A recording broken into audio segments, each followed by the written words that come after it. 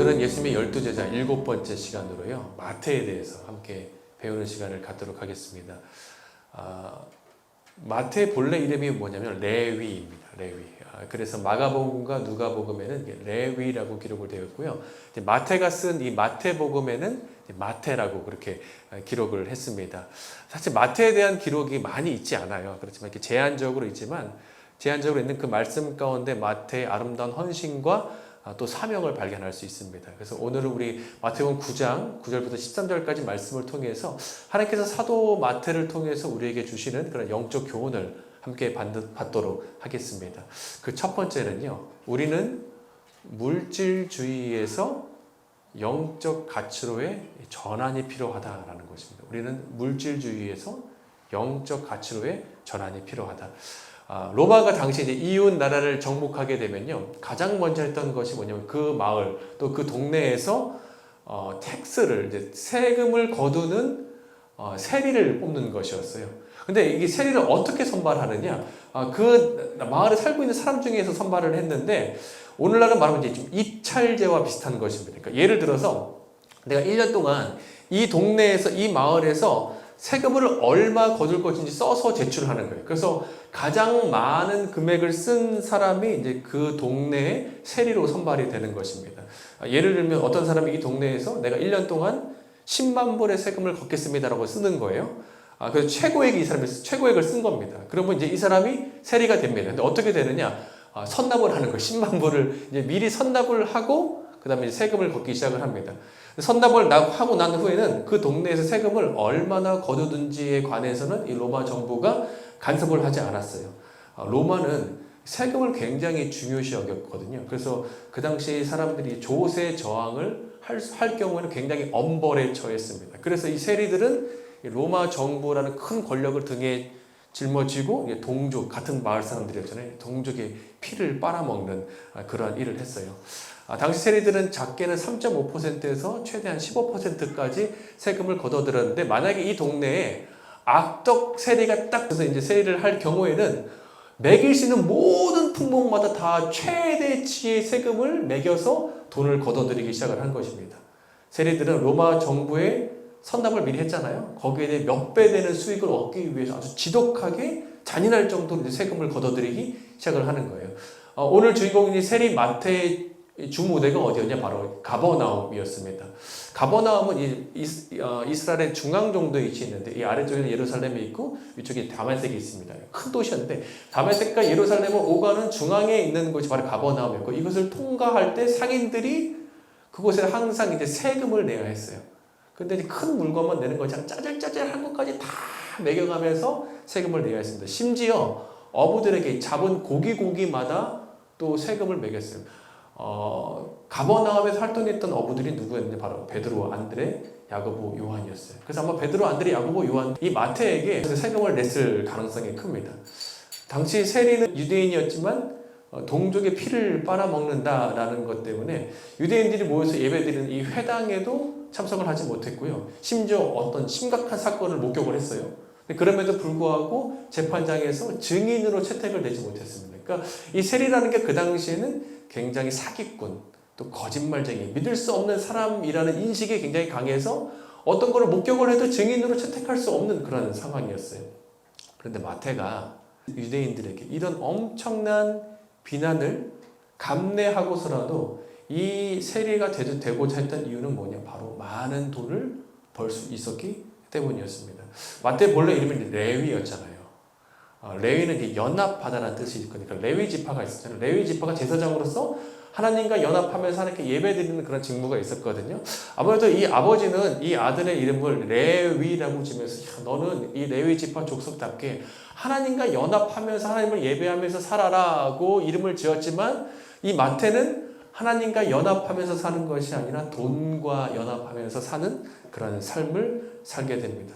그런데 그때 그곳을 바로 예수님께서 지나가시게 되는 거예요. 우리 9절 말씀인데요, 우리 함께 읽겠습니다. 시작. 예수께서 그곳을 떠나 지나가시다가 마테라는 사람이 세간에 앉아있는 것을 보시고 이르시되 나를 따르라. 예수님이 마테를 불러서 나를 따르라고 하시는 거예요. 근데 이 옆에 좀 제자들도 있었을 거 아니에요? 제자들이 어떤 분위기였을까? 아마 크게 두 가지로 나눠졌을 것 같아요. 반은 아마 이렇게 생각하지 않았을까?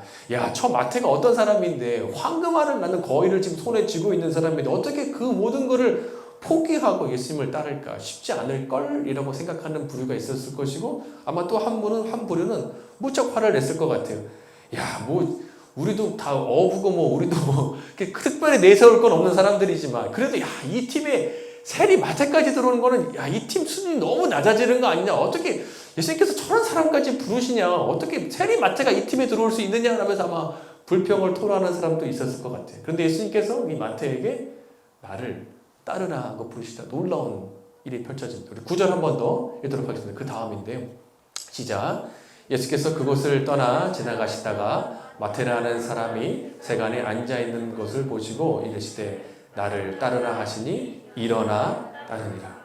예수님께서 마태에게 나를 따르라고 하시자 마태가 즉시 일어나서 예수님을 따랐어요. 어디에서 일어났을까요? 이 세간에 앉아있는 그 책상에 앉아 있었던 거예요. 그 책상에서 일어난 것입니다. 그의 책상에는 아무래도 많은 장부들이 있었을 것 같아요.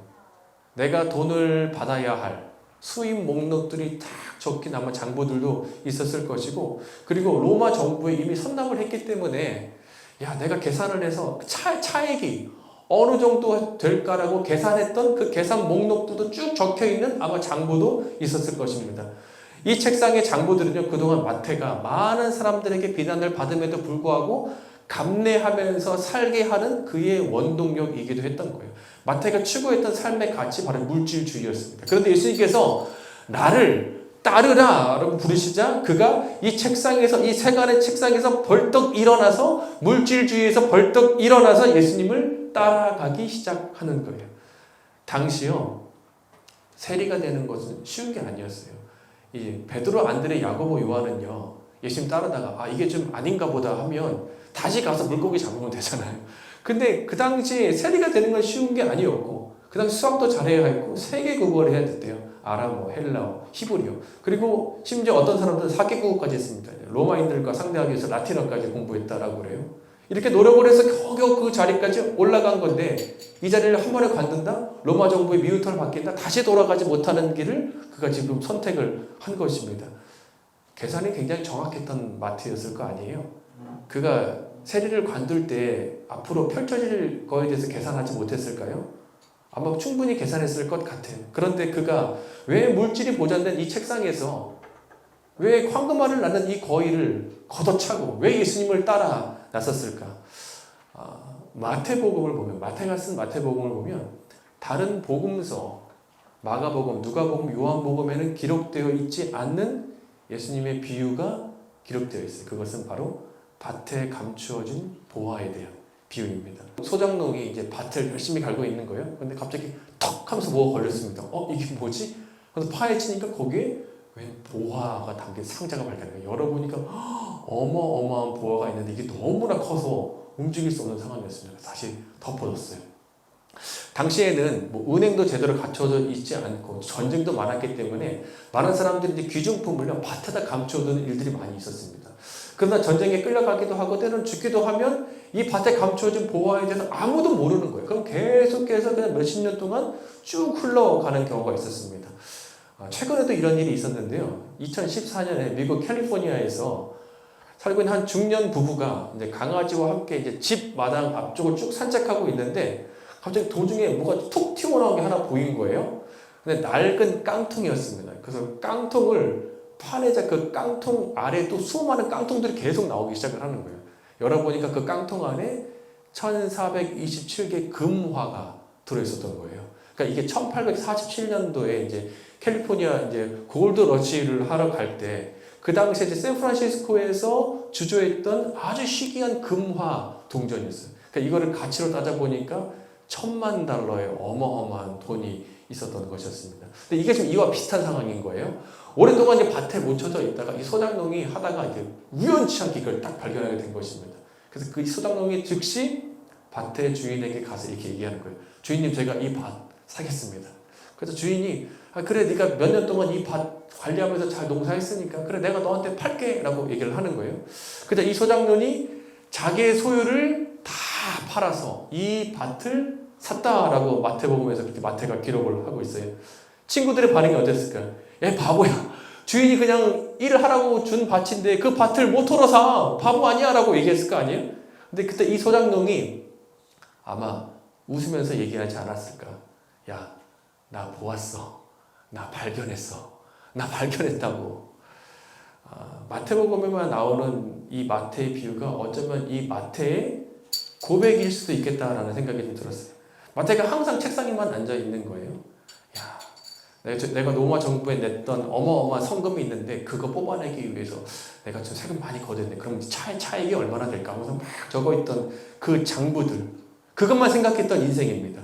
돈을 쫓아 사는 인생이었어요. 그런데 그가 책상에서 벌떡 일어나는 거예요. 사람들이 마태에게 말했겠죠. 이 바보야, 그 황금알을 낳는 거위를 왜 포기해? 많은 돈이 그냥 저절로 들어올 수 있는 그 세리란 직을 왜 갑자기 그만두는 거야? 왜 그만둬? 왜 저 청년 예수 따라간다고 하는 거야? 라고 얘기할 때 마태가 아마 웃으면서 얘기하지 않았을까?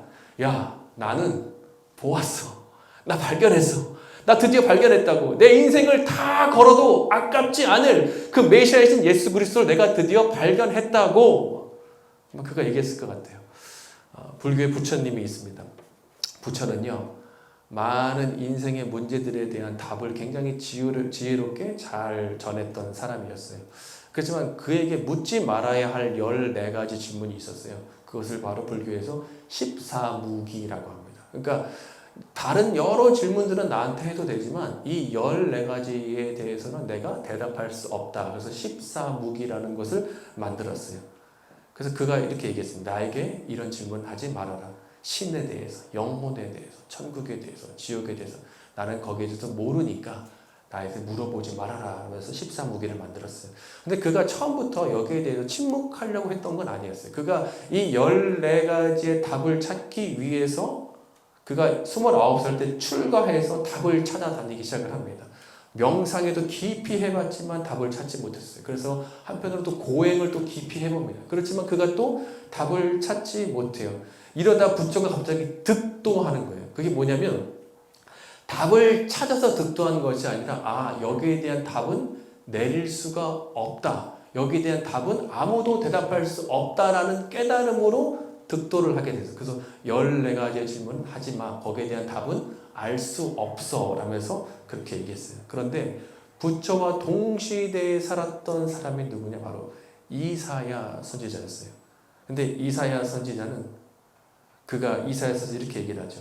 처녀의 잉태를 통해서 하나님의 아들 임마누엘, 그는 기묘자요 모사요 전능하신 하나님이요 영존하는 아버지요 평강의 왕이고 그리스도고 우리의 허물 때문에 찔리시고 우리의 죄악 때문에 상함을 받으신 분이시고 우리에게 평화를 주시고 때로는 징계하시지만 나의 나음을 위해서 채찍을 대신 맞아주시는 분이시고 가난한 자에게 복음을 전하시는 분이시고 마음이 상한 자를 고치시는 분이시고 포로된 자에게 자유를 주시고 갇힌 자에게 노임을 선포하는 분이시고 슬픈 자를 위로하는 분이시야. 바로 그분이 예수 그리스도야 라고 이사야는 그렇게 얘기하고 있는 거예요. 만약에 부처가 출가해서 조금만 더 서쪽으로 여행했다면 혹시 이사야의 말을 들을 수도 있지 않았을까? 그렇다면 그가 진짜 득도하지 않았을까? 그래, 14무기에 대한 답을 찾았어. 그것은 바로 예수 그리스도야 라고 아마 얘기할 수 있었을 것 같아요. 마태가 왜 그 자리에서 벌떡 일어났을까? 그가 진짜 마태가 득도한 거예요. 그가 물질주의에 빠져서 이것만이 전부라고 생각하고 이거 없으면 큰일이다. 내가 어떤 욕을 듣더라도 어떤 손가락질을 받더라도 이거면 내 인생이 이제 안전할 수 있어라고 이것만 붙잡았는데 그가 드디어 예수님을 만난 후에 득도한 거예요. 그것을 내려놓고 예수님을 쫓아간 겁니다. 나 발견했어. 내 인생을 걸 수 있는 내가 유일한 분, 내 모든 거를 내려놓고라도 쫓아가도 전혀 아깝지 않은 내가 그분을 찾았어. 바로 예수 그리스도야 라고 얘기하는 거예요. 사랑하는 여러분, 이 예수 그리스도 진짜 만나셨습니까? 그렇다면 다른 어떤 것에 가치 두지 마시고요. 다른 어떤 것에 마음 뺏기지 마시고요.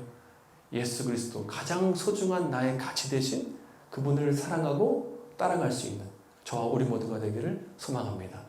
두 번째는요, 우리는 이웃을 예수님께로 초청해야 한다라는 거예요. 우리 10절, 11절인데요. 우리 함께 읽겠습니다. 시작.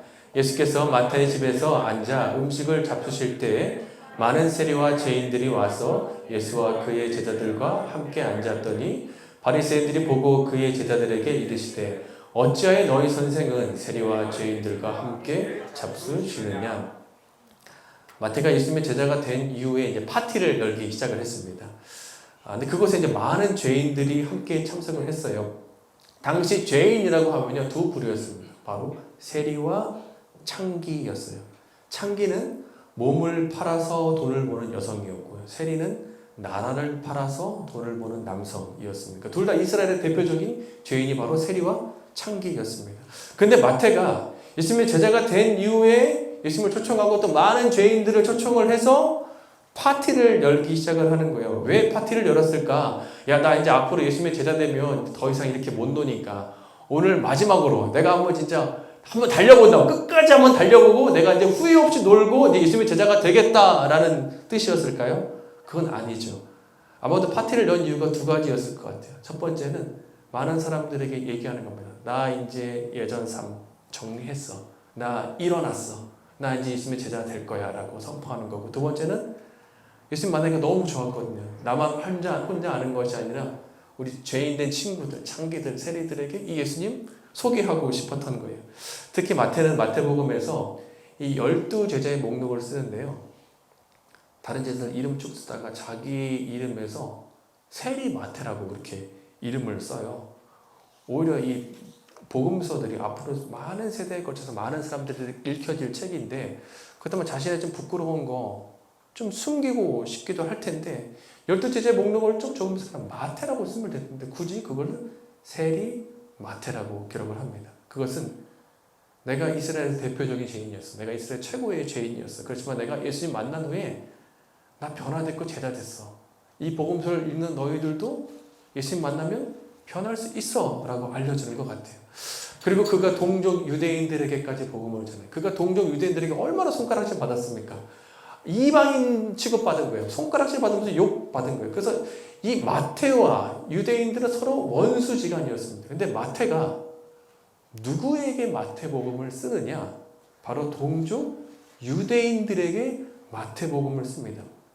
대상이 유대인들이었어요. 1장을 보게 되면 족보가 쭉 나와요. 근데 족보가 어디부터 시작을 하느냐? 바로 아브라함부터 시작을 합니다. 아담부터 시작을 하는 게 아니라 아브라함부터 시작을 하면서 이스라엘 조상인 아브라함부터 시작한 족보를 쭉 써내려가는 거예요. 그래서 유대인들이 마태복음 1장을 읽으면서 아브라함부터 시작을 해서 예수 그리스도로 끝나는 이 족보의 흐름을 쭉 보면서 그들이 발견하는 것입니다. 와, 예수 그리스도가 아브라함의 후손이고 하나님께서 약속하신 그 메시아구나라는 것을 발견하기 위해서 쓰는 거예요. 그리고 마태는 유대인들의 이해를 돕기 위해서 구약을 100회 이상 인용을 하면서 글을 씁니다. 이것은 마가, 누가, 요한복음에서 구약을 인용한 것을 더한 횟수보다 더 많은 횟수를 마태복음에서 마태가 구약을 계속해서 인용해서 써내려가기 시작을 하는 거예요. 그것에 대한 강조점을 이것입니다.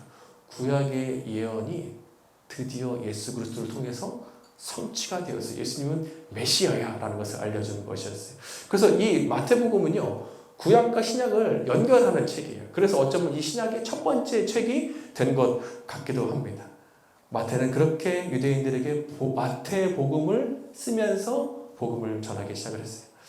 사랑하는 여러분, 우리에게도 그 좋으신 예수님 만났다면요, 우리에게 전해야 할 친구들도, 가족들 있지 않습니까?